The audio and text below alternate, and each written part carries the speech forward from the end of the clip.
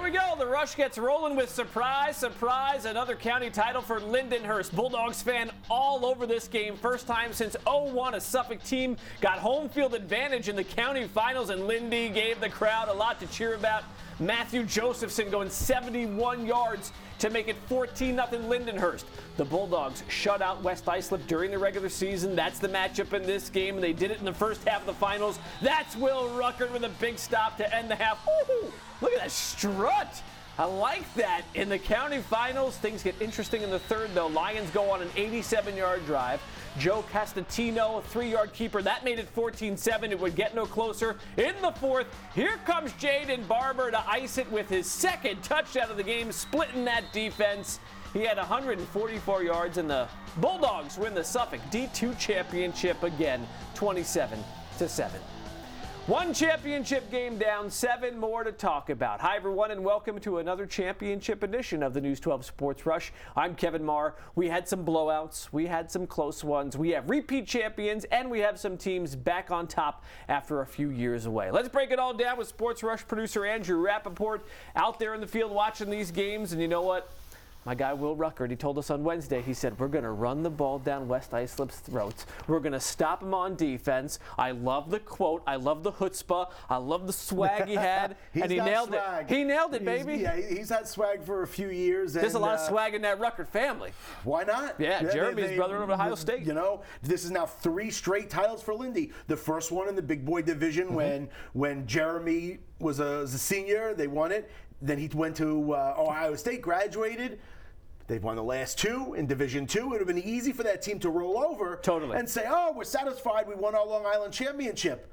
But no. Down to Division II, 2 more titles. So they've got quite the winning culture over there now. And we should point out, it's not easy to win in Division II. We've said all along. This is probably the most wide-open division on Long Island. Listen, tough break for West Islip. They've now lost 4 county title games in a row. Yeah, they told me in the preseason, time to get over the hump. It's not easy, and Lindenhurst proved that once again they are an excellent team. That line is outstanding. They're dominant. Their defense is stingy. And here we go. And now it's a matchup of winning cultures because Lindy plays Garden City for the Long Island Championship.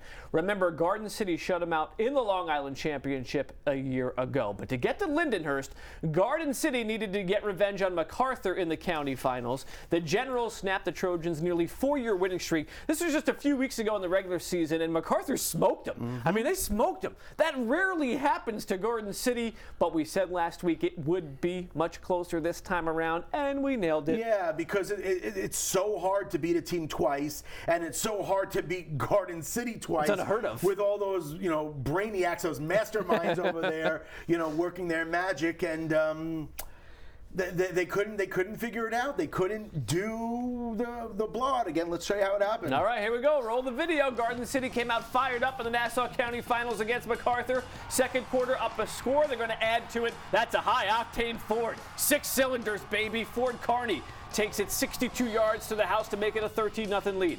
But MacArthur didn't wait long to answer. 18 seconds later, Joe Manfredo rolls out and finds Dan Calderon. We'll see you later. Nobody around him. 70 yards, the first of 2 straight touchdowns. Generals led 14-13. They're thinking we got this, but wait, this is almost how it ended. 30 seconds left. Chase Gardy nailed it. Go-ahead field goal from 28 yards out. They're all celebrating. Just a little bit because the Generals got one more chance. Christian Sullivan says, I see your chance, and down you go. Big time sack. The Trojans win their 4th straight county title, 16-14. Man, that hero was a stud, and that hero was the kicker. Hey, if I'm confident, I believe I can make anything. Any range, I believe it. There's a situation where you said to your guys, hey, get me down close, and I'll win it for you. Yeah, I said you gotta believe me. If you guys believe me, I'll make the kick. There's something special about this field that you wanted to do it? Yes. Yeah, my grandpa used to coach here. It was an amazing feeling for me and my family. Awesome feeling. Well, his grandfather, if you know your Hofstra football history, Chase is the grandson of legendary Pride / Flying Dutchman head coach Joe Gardy. And so it was only fitting that he did it on that field. And to tie it even more together, Chase's current coach, Dave Ettinger, was the former Hofstra kicker in the 90s. So there was a lot of, old vibes going on over there. Vibes is a good one. Little ghosts, little vibes, and those weird storylines that just pop up when you don't expect. We didn't think that was going to, right? We were like, oh, yeah, it's because his grandpa, and that's where they're going to play. We didn't say that. No, it comes down to that. It's pretty crazy that it would come down to his grandson. But, yeah, no scoring in the second half except for that field goal. And how great was the tight feeling where people in Garden City probably going, this is going to happen again. MacArthur probably going, we can do this, let's go. Yeah. It happened, and walk-off field goal. 30 Not a seconds walk-off, left. 34 seconds left, field goal, but almost a walk-off. Pretty sweet ending. Did you notice the video? Some of the Garden City guys were doing this, and then there was the one lineman doing this. Yes, I was actually going to mention that. He's like, whoa, we still got some time to kill. And on the final play of the game, we didn't show it, but they hit like a 30-yard pass, and they almost broke free, and then they got taken down around midfield, but great game. All right, definitely most fun game of the weekend. So safe to say they put the regular season loss to MacArthur behind them, and afterwards some of the Trojans told us they will trade this chip for a streak any day because that's what they want, right? They said they learned a lot about themselves after that Week 7 game loss to MacArthur. We wouldn't have won this game if we didn't lose that game. So, I don't know. With that loss, we just were able to prepare everything we had. And we knew there's no practice Monday if we lose. So all the seniors put everything they had into this game, and it worked out in our favor. I'm the happiest man alive right now. So as we told you earlier, the Class 2 final will be a rematch of last year's game when Garden City beat Lindenhurst 19-0. I know you Bulldogs fans are like, Kevin, why are you showing us this? Burn this tape, burn it. But Saturday will be a chance for revenge, and Lindy's star lineman Will Ruckert told us he has been waiting for this game against Garden City, the rematch, for a year. Since last November, 19-0. 19-0 was in our heads the whole year. I hit up all my boys after we lost. I was like, I'm going to the gym on Monday. I'm going to practice in the summer. I'm going to every single one, and then it worked out till now. And we're not done yet. We got one more week. One more week. Man, that's what sports is all about, Raw right? emotion. I love it. Love it. It's so fun to see that he's leaving it all out there on the field. Yeah. And he's just so full of emotion and pride. One more week. And he didn't predict anything. No. He just said, I just want this. One more week. That's all you can ask for. A chance to play in the game for revenge, and he's got it. Him and the boys, him and the Bulldogs got it. Going to be a good one. All right, in Conference 3, Southside had revenge on its mind. The Cyclones' first game against Plain Edge was so bad, Plain Edge got accused of running up the score, yada, yada, yada. We know what happened. Now we get these two teams again. Yeah, Cyclones are a good team. William Pickett, tough matchup for most of the teams in that conference. But unfortunately, the Red Devils are a buzzsaw this year. A buzzsaw averaging 41 points per game. So here's the rematch again. Southside against Plain Edge for the Conference 3 championship early second quarter. Dion Quinlan from the great football family out there in Plain Edge, 13 yards out to make it 14-0. Defense is clicking too. I mentioned they're putting up 41 points a game, but really they give up maybe 2 scores a game. Yeah, not even that probably. That's great. That was Clark recovering on the 24-yard line. A few plays later, Dan Villari, 14 yards out. He scored twice. The Devils nailed their average, 41 more points, and they win by 28, and they remain undefeated. So Plain Edge gets the winner of Sayville and East Islip. The Flashes fans were pumped this game at Stony Brook, and they loved what they saw. Late first quarter, Alex Millwater with the short touchdown. 7-0 Flashes. Same score in the second. This time it's Jack Cheshire rolling out, looking for Michael Scolari to make for 6 points to make it a 2-score game. Sayville wasn't even sure Cheshire would play because of an injury. Thank goodness he did. 31-yard strike to C.J. Messina. Cheshire breaks Jack Cohn's Long Island record for most touchdown passes in a season. Golden Flashes win again, another county title, 28-10. East Islip had every reason to think they were going to beat us today because we played a very bad first half the first time we saw them, and it's very hard to beat a team twice.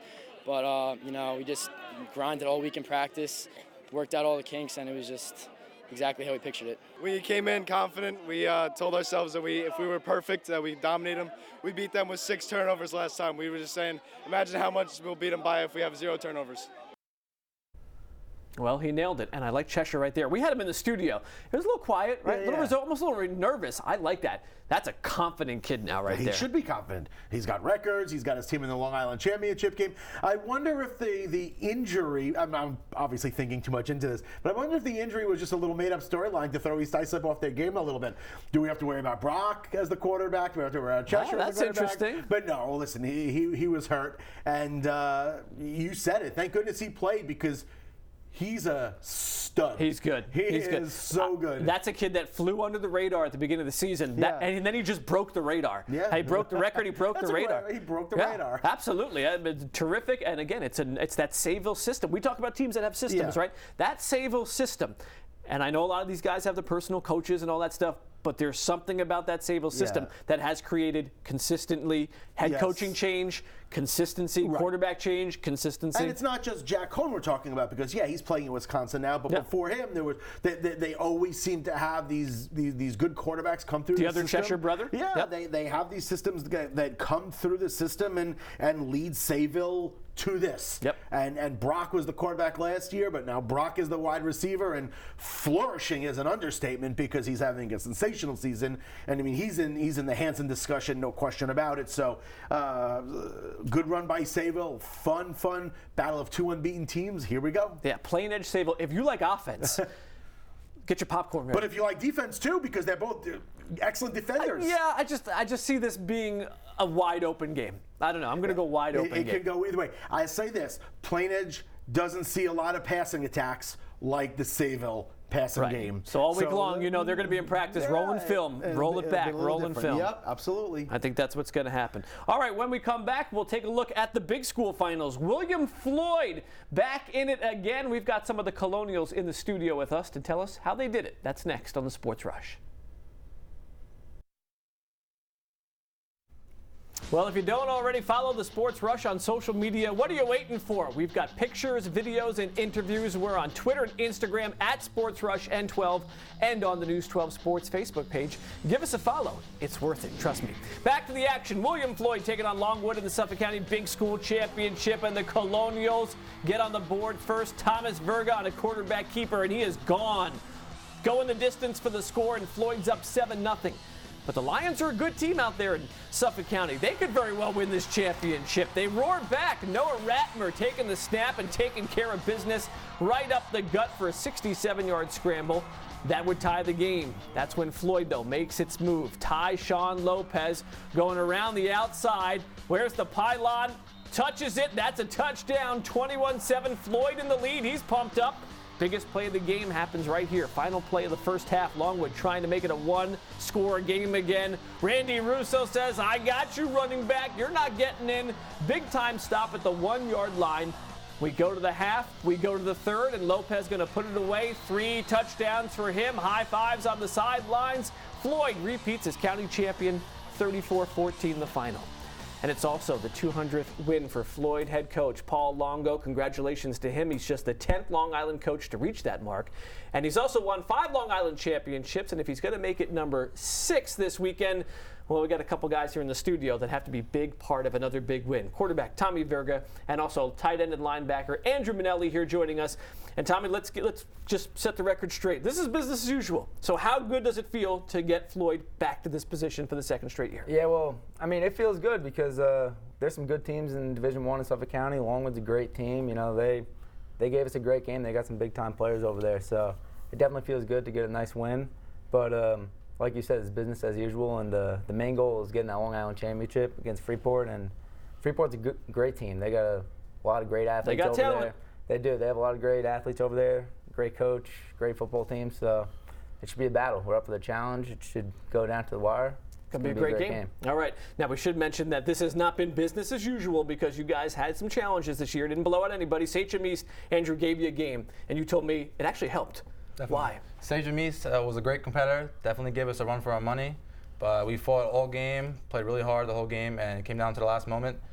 Where games like that build our team integrity and help really prepare us for games like coming up like Freeport. Now, you said business as usual, and I found it interesting because we talked about it after the game. You guys didn't do much celebrating, and we've talked about it on the show. Usually when the guys are sitting next to us, so some schools, this is the greatest thing ever. They go crazy. And they're watching their highlights. There's big smiles on their faces, but you guys are like, all right. No big smiles, no big cheers. I mean, this is like you said, what you expect out of Floyd. Yeah, this is the Coach Paul Longo. He sets the standard. He has so many county championships, Long Island championships that. William Floyd, you need to get to that point. That's the standard. So winning the county championship, it's great and all, but the Long Island championship is that's the main goal here. That's what we're trying to get to. And that's going to set us up for this next piece of video because you play Freeport again for the Long Island championship. You lost to them last year as a heartbreaker, as 2019. Andrew, how heartbreaking was the game? It was definitely really heartbreaking. Came down to the last point, extra point missed. So one of those games where you look back and go, if it was just like 2 different things we did different. 2 or 3 plays that they made that we didn't cause the game. Those little things. We showed earlier in this show Will Ruckert from Lindenhurst saying he's been thinking about revenge against Garden City for 1 year. You guys the same way. Have you been thinking about getting back and playing Freeport for the year now? Yeah, for sure. I mean, that 1-point loss, it's like, wow, like it was such a close game, and then all those little things, maybe they did a few little things better than we did. So we just can't wait to get back at it. It was a grind to get here, but now we're here, and it's going to be a great game. They're a great team, but we have some great players on our team too. We can't wait to make it a competitive game. Now, I know why you're great players, because you've actually played football for a long, long time. Played PAL football, both of you, right? Yep. And some people out there might be looking these guys and going, they kind of look familiar. Haven't I seen these two on News 12 before? Maybe when they were younger. Well, we have our Mighty Mike Monday Night Football segment, and we've done it now for 8 years.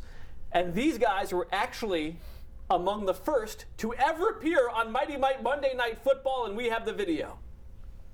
Red trips, quick pass on 1. Ready? There you go. See Berger right there. And look at this quarterback. Look at Tommy. How old are you here? Maybe 9. Maybe 9. Look at his skills. Oh, my goodness, against Deer Park. And he's going all the way. Number 7 getting in. And we do have a chest bump here. Watch Andrew come in. Andrew's coming in. He's coming in. There he is somewhere. There he is, number 8. But he missed the chest bump. How'd you miss the chest bump? You missed the chest bump. What happened? We got to work on the chest bumps, guys.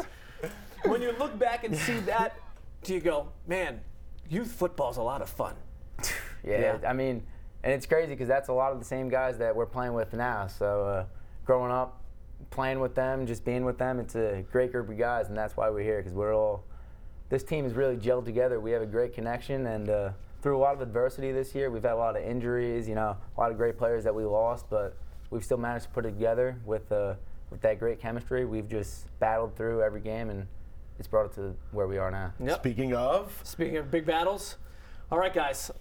We're going to make you watch the Freeport highlights. There's only so much time in the show. We had to put them somewhere. This is a little awkward, but here you go. They play them for the Long Island Championship. Freeport taking on Farmingdale for the Nassau County Championship. Third play from scrimmage. Mackay Jinks 15 yards to the house.